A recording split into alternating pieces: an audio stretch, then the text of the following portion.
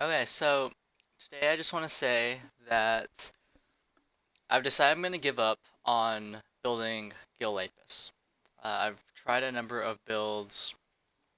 I started with an aggro build, then I switched to like a five color like aggro build, and then the past couple of days where I didn't upload videos, I tried a number of lists, such as the Italian list. I believe it's yeah, I tried this list. It's a control version. I initially had an idea for my own control version, but then as I was building it, I just kind of realized that it was starting to look a lot like this, and I can tell just by some of the numbers in this list right here. Granted, I don't agree with some of the choices, like Izanami. I don't think Izanami is a good resonator to even have in your deck ever. But I can tell by the numbers, like the specific numbers of like 3, 2, 3, 2, and the fours and like the one horn, that he's obviously tested this list a lot. He's tweaked the numbers on it. And so I just decided to give his list a run, and it honestly felt clunky to me. Not necessarily because it Izanami specifically, but main thing is that if they go wide on the board, so like turn one, like if you mull really hard for the Soul Hunt, or that's what you're trying to do, mull hard for Soul Hunt and Scorn, and you can do that, but if you're playing against like a Alice's World type deck, not even Alice's World specifically, but Alice's World Shell, and they go wide on the board. Like let's say you soul hunt like turn one, or they're like Elvish Priest, and then turn two. Usually what happens is they drop like Familiar of Holy Wind or Cheshire Cat or something else that draws, and so they like cancel out the like soul hunt is always like a 2 for 2, right? Assuming you have no resonators on board. So if they play like a Cheshire Cat or Familiar of Holy Wind, then they just offset the extra card, the 2 for 2, and then if they go wide on the board, then on your turn too, like if you like score on them or something. This is assuming you're on the draw, by the way. Um, if you're on the play, obviously you just score in turn one, then soul hunt turn two. But like on the draw, I felt like against a deck going wide, it was really awful because if they just dump their whole hand on the board, and play a lot of it's just with cantrips and stuff, then I mean this deck doesn't run like signs or anything, not even like sideboard. So and you can't really you could hardcast it as a if it's triggering conditions met, assuming you hit the Moonshade. But it was hard to compete with the deck going wide on the board already. I felt like there was no good way unless you were able to wipe everything with Space Time Anomaly. Granted, Space Time Anomaly is kind of slow against a bunch of one drops hitting the board, especially if they play like Quivers and stuff. Um, and Lucifer is not particularly good against that kind of strategy. And I felt like in that particular game that the spirals were awful because they were playing a bunch of cantrips, and so I'd spiral them. But then like if they drew another cantrip, then it just kind of made it just kind of offset that. I also played against a red deck, and I felt like this deck could not hold against red. Like I even had this Soul Hunt Scorn, and I made it to turn three without taking much damage. But after turn three is whenever I started having a real problem, mostly because I wasn't able to see a spiral. And like if you actually need to see all these cards to be aggro, I feel like it's not a good matchup. Especially whenever he started casting Split Heaven and Earth against me. You're like you can't just. I feel like this deck can't stop calling stones, and that's one of the problems. Is that like you can't. You can. I mean, you can like you can say, oh, okay, I'm gonna call like 4 stones, and that's all I'm gonna call the entire game. But against aggro, I don't feel like you can call 4 stones. I feel like you need to call more to get so you can play more cards because you're trying not to die early on. And then whenever they split you and you have like 5 stones, well, that's kind of a problem because like one split might kill you or like one split in a thunder. And so I felt like that was one of the biggest problems is like how do you not lose the aggro? And I'll kind of go over that. So if you want to build Gil Lapis, I don't want to just like end the video saying like okay, well, Gil Lapis I tried and it didn't work out and that's just what it is. I want to kind of summarize my thoughts on Gil Lapis, and I want to return to him in A4 because I think he's like one of those rulers that's almost there, but not quite there. So it was kind of like Kaguya 1.0 before TMS. She was a ruler that was just waiting for enough good like chance standbys to be printed, and then once we got really good ones in TMS, then I feel like she's very close to like tier one. I think. Um, Granted, she's a little clunky against, especially against like a J ruler strategy. You have to side into like into death size and whatnot. But game one against the general field, I think she's really strong. So Gil Lapis, um, I'll just start with the points here. Just go over these really quick. So Gil Lapis doesn't provide a constructive benefit on his ruler side. So what I mean by that is that most rulers provide some sort of benefit to you and not like a detriment to the opponent. And the reason why that's important is like if you're playing against a control deck, then playing something that has a detriment to the opponent is only relevant if they're playing specific cards. So Gil Lapis' front side says Regalia costs one more to activate its abilities.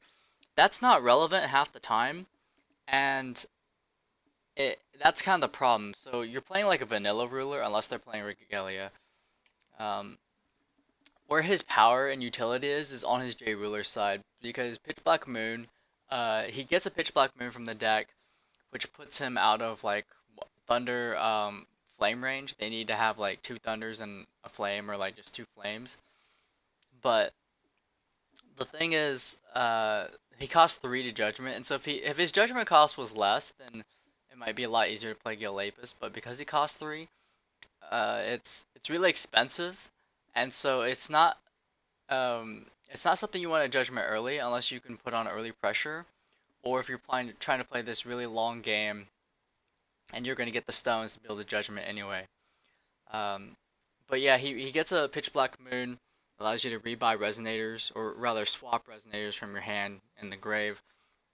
He has an ability to cancel activate abilities, which is really good against Refrain, but not so good against like almost anything else except maybe Kaguya, the new Kaguya. And then his God's Art is one of the best in the game. But the real difficulty is like, what's your win con? Because if it's kind of funny because I wrote an article about what's called "What's Your Win Con," but you have to have a strategy that that can go from an even board state, or that can transition from an even board state to a winning board state to a board state where the opponent concedes because it's basically like unrecoverable. And I say that because decks like Alice's World, like the best top tier decks, have those states. Whether it's if you're playing control deck, the idea is they have like no cards left in hand, they're top decking, and you as the control player have a threat on board that's very hard for them to deal with, especially if they have like no cards in hand, while you also have cards still in your hand. Um, that's a state that is almost unrecoverable from, and depending on what they top deck, oftentimes they just concede as opposed to just like, or what happens is they draw, and then if they didn't get their answer, then they concede. Whereas like an aggro deck wants to put on so much pressure that it puts on early pressure and then it closes out the game or forces the opponent into this like lose-lose situation where they're just like chumping with dudes not to die and like losing card advantage. Gil Lapis doesn't really have a win con because if okay, so if Gil Lapis's God's Art said search your deck for Resonator, Edition Field, and Regalia, that would actually be a lot better than your opponent's deck. Because if you're playing against like a control deck, not even control deck, let's say you're playing against an aggro deck. Like a control deck, you can try to take their win con, but like they probably have a stone to death or something that just kills it. If you're playing against an aggro deck, like there's almost like no good choice because like aggro deck is all about going like relatively cheap costs, like three or less, and then just finish you off with swiftness and evasion, and burn spells. And you can't get burn spells from Gil Lapis, so it's kind of like, well, there's not even like a good target. So the thing is, his God's Art, while powerful, is unreliable, and that's really the problem. Is that you want reliability. If you're gonna build a deck and you want to have a win con, uh, that that is relatively consistent, then you need abilities that are consistent. And anything that is completely detrimental, which is basically what Gil Lapis is, 100% detrimental. The God's Art goes from the opponent's deck, not from yours. All of his abilities detriment the opponent as opposed to helping you. And all those things, like, don't contribute to you winning the game per se. I mean, granted, yeah, getting three things from your opponent's deck that you get to pick will contribute to you winning the game, but they don't actively contribute to you winning the game. They they sort of help you, right? Like if you're in a losing position, activating Gil Lapis' God's Art might put you in a winning position, but it also might not, depending on what kind of deck you're playing against. And so you don't have any sort of guarantee with Gil Lapis about anything, at least as far as himself and what he himself can do. You don't have any sort of guarantee, and that's what makes him really difficult to build around. But I will talk about a card I tried to try out, which I didn't record. It'll be my last point. Um, so early on, whenever I played against Gil Lapis, whether I was playing the Sylvia deck, well, not the Sylvia deck, but the Kaguya 1.0 deck. Oftentimes, if I would see a Gil Lapis Judgment early on, I could Space Time Anomaly the Gil Lapis before recover, and then Space Time after recover, and then they would be forced to flip back in response to my second Space Time Anomaly, um, because at that point their Gil Lapis is has taken -10 and gone from a 14/14 to a 4/4, which dies to like a Flame Outer World, or if I have Death Scythe on board, assuming it's game two, then another Space Time Anomaly from my hand would permanently kill the Gil Lapis. Uh, Unless of course they have a globe to flip back over. But most of the time, what I did that for is to force them to sack the globe. Um, because if you judgment Gil Lapis early and the opponent has a way to burn Gil Lapis out in some way, or like give him a bunch of debuffs to his stats, what happens is you basically time walk your opponent. Um, because they basically sack a globe and then flip back over, and then suddenly they've wasted their entire previous turn judgmenting into Gil Lapis and not doing anything. And so my logic is, if you're going to judgment in a Gil Lapis, there are two conditions when you can judgment in a Gil Lapis. So not only is Gil Lapis completely detrimental as opposed to constructive, meaning that he's not consistent. He just makes it harder for your opponent to do things and also get stuff from your opponent's deck. The other thing is that there are times when you can't even judgment in a Gil Lapis for advantage. So whereas like Reflect and Refrain, you can almost always just judgment, uh, because or judgment into Refrain is really strong in a lot more situations than Gil Lapis is. Part of this is because of the cost of judgment into Gil Lapis. Three is a lot to pay, and so there are windows when you can judgment into Gil Lapis and it'll be good, and then there are times where judgment into Gil Lapis is awful. So just an early judgment into Gil Lapis without board pressure is awful, a lot of times, because if they have any way of forcing you to flip back, then you basically wasted your entire turn and lost the globe, because you judgmented too early. So if you're going to judgment early, then you need to play a deck that can apply a lot of pressure early on. This way, their thought isn't, oh, do I need to, can I like fire a bunch of spells at Gil Lapis to try to force him to flip back over, but rather there's a Gil Lapis, and there's a board to deal with, and that's a really hard position to come back from, because then they have to, if you're playing like an aggro deck with Gil Lapis, which is my initial build, and even my 5 color build was heavily aggro.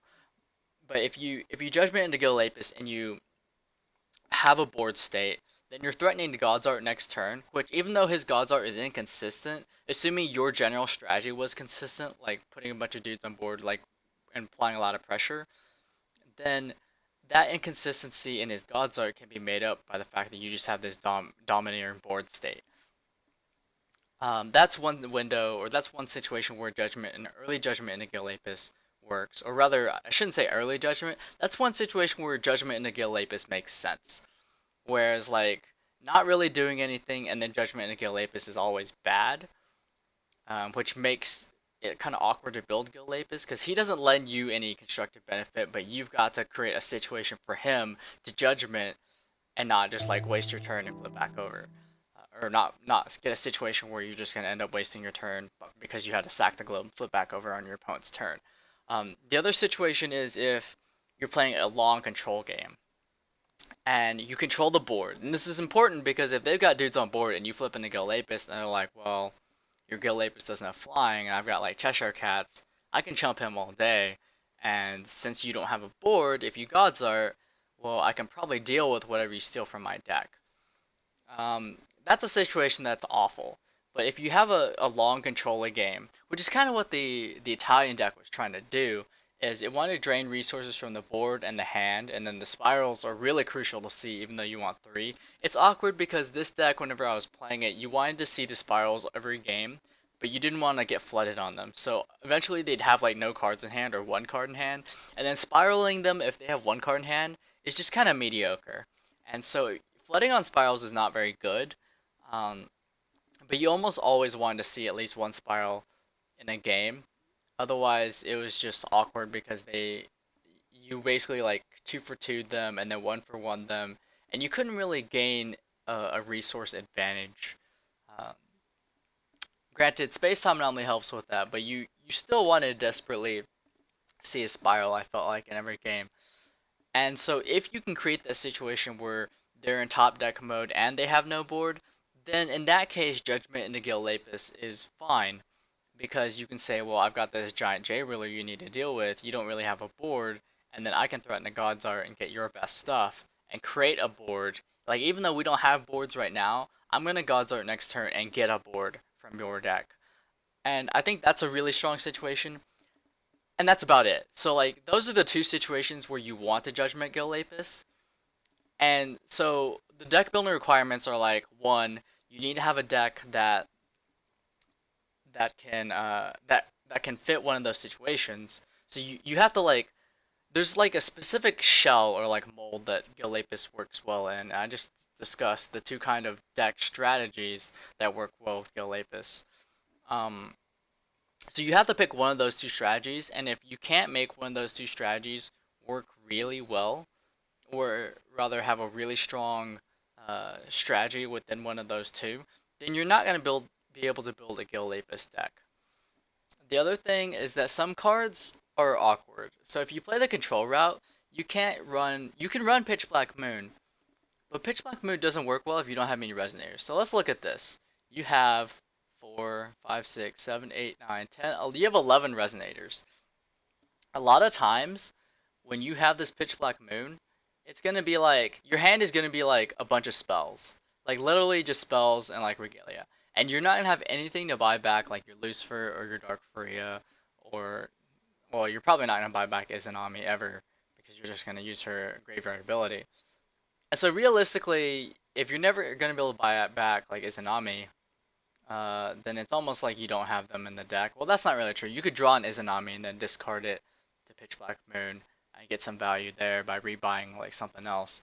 But Cheshire Cats are almost always going back in the deck. That's a better example. So Cheshire Cat, these are almost always going back in the deck, and you're probably not going to discard them Pitch Black Moon. I mean, you might. So like realistically, you have like about 10 resonators or less, probably like 8 resonators in your deck.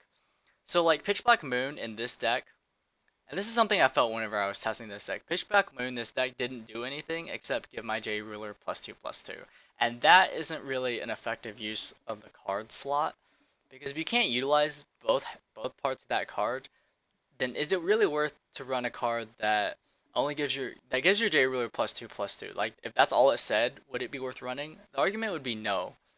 Um, and it doesn't help that you might draw Pitch Black Moon. I have always hated drawing Pitch Black Moon. So if you're gonna go, so going back to what I just said about the two sort of strategies that work really well with Gil Lapis, there's only one of those strategies that synergizes completely with some of the cards that Gil Lapis works with, and that is the one where you put on early board pressure and then judgment relatively early because you have the board to back it up. That sort of strategy will require you to have a decent resonator count, and so you can actually utilize Pitch Black Moon. And it's kind of cool because you can like buy back Prisha or like the Flying Prisha or whatnot. But if you're playing the control route, then you have cards like Pitch Black Moon that you may not even want to run in your deck because you can't really utilize it very well. Now, I think you'd still run it because there are edge cases where you can buy back Lucifer, or rather, it allows you to run low win cons, and then some number of just utility resonators like Cheshire Cat, and then be able to cycle them through. But for the most part, Pitch Black Moon is not a good card to run in a control deck with a low resonator count. So there's that awkwardness there. So it's almost like there's if you want to run a deck that isn't like randomly clunky at times, then you have to take the specific aggro route, or rather the route where you're gonna go really wide on the board and then judgment. And I tried a route kind of like that where it was like a Valentina 2.0 build, like the Green Val, where you go like Elvish Priest, Gretel, uh, and you ran like Adam Brawley, um, Cheshire Cat, some number of counter spells, and then I was ramping into Arthur Pendragon. Well, I was ramping for two reasons. One is you could ramp into Gil Lapis, and then have mana, still have mana up for counter spells because you're ramping really hard. The other one is being able to ramp into Arthur Pendragon, and it's one of the few resonators that seems to me to go really well with Gil Lapis because Arthur Pendragon is a threat that's hard to remove. The threats that can hit him are like Sign the Future, which is also awkward because it's like if you're gonna go wide on the board, then Sign becomes even better against you. And so making it so that Sign actually hits Arthur Pendragon is kind of a problem. But at least a problem for you.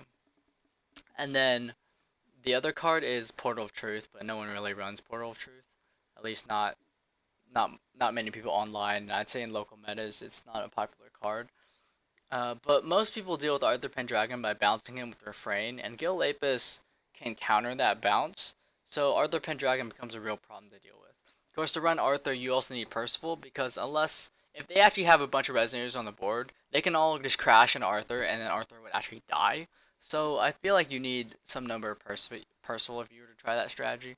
Of course, I tried it, and the problem is that people sided into Split Heaven and Earth and just kill me through Split Heaven and Earth. I would resolve like an Arthur Pendragon.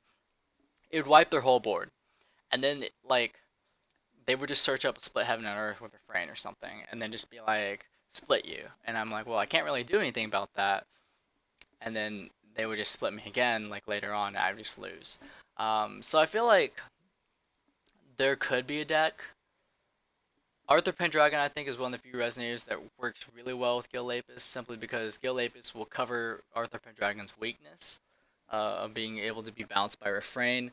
But otherwise, Arthur Pendragon feels heavy at the 5-drop slot because you gotta make it to turn 5 and not die to aggro. And then if you're gonna ramp into Arthur so that you can play him earlier than turn 5, then you need to watch out for Split Heaven and Earth. And if you go the route where you're not running Gretels, but you're running like Mana Dorks, then you have the problem of like Flame King Shout being really good against you. And so there's all these cards that are like really good against whatever strategy you try to take with Gil Lapis, whether it's like an aggro Gil Lapis. Because if you think about it, if you're playing the aggro mirror, if they can turn on their Lancelot to shoot for 700, well, you probably can't, is the problem as Gil Lapis. You don't really have like a reflect pump, or you don't really have the mana fixing for green to rapid growth your Lancelot. Although that is an option, you could try to do what I did with my Sylvia build. Um, Go kind of like a green red, maybe you still have to run Ruler's Moria, I think.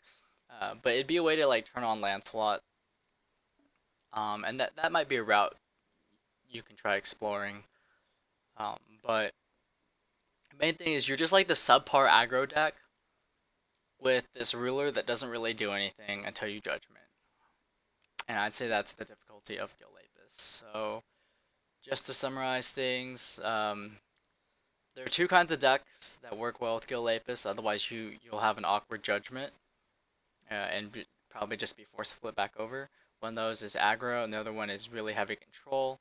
And by heavy control, I mean like they've got to have almost an empty board. Uh, Otherwise, you can just judgment. Otherwise, your judgment into Gil Lapis staring down a bunch of Cheshire Cats looks pretty awkward.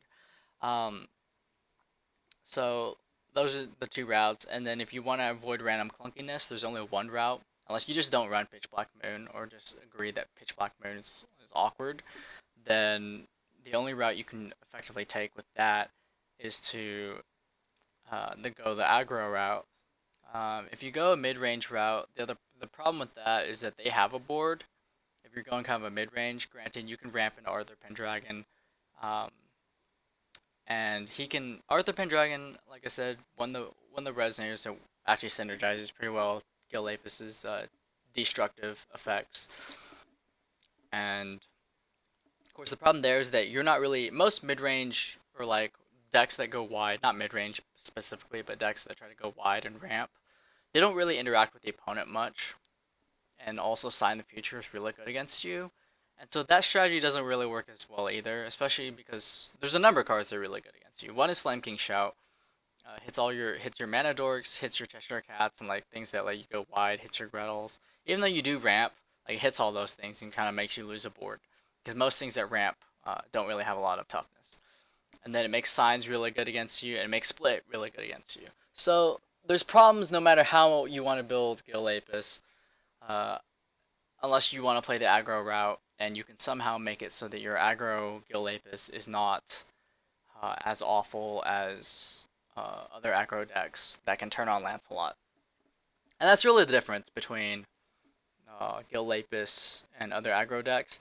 I felt like my Gil Lapus aggro build was almost there, but the problem is if you play against another aggro deck and they have more ways to enable Lancelot, then your deck is just this awkward this awkward or this subpar, slightly awkward aggro deck with Gil Lapus thrown on as the ruler.